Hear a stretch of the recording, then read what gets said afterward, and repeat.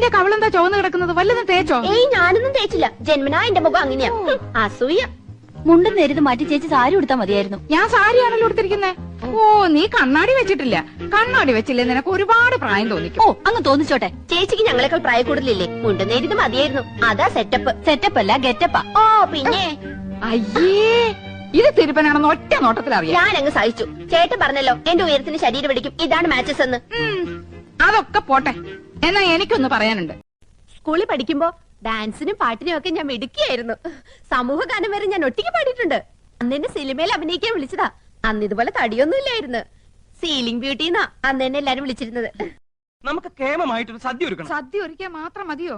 ഇരുന്ന് കഴിക്കാൻ വൃത്തിയുള്ള ഒരു മേശ ഉണ്ടോ അവിടെ? ഒന്ന് ഇരിക്കാൻ ഒരു സോഫയുണ്ടോ? ഇരിക്കാൻ ഈ സ്റ്റൂള് പോരെ? കുന്നത്തിലാണോ യവനെ ഇരിക്കുന്നത്? ഇത്തിപ്പോരും തണുത്ത വെള്ളം കൊടുക്കാൻ ഒരു ഫ്രിഡ്ജ് ഉണ്ടോ ഇവിടെ? അത് കുടിക്കാൻ നീണ്ട കുഴലുണ്ടോ? അടുപ്പിൽ ഊതുന്ന കുഴല് പോരെ? തമാശകളാ. ക്രിക്കറ്റ് കാണുന്നോളാ യമുന. അതിനിവിടെ ഒരു TV ഉണ്ടോ?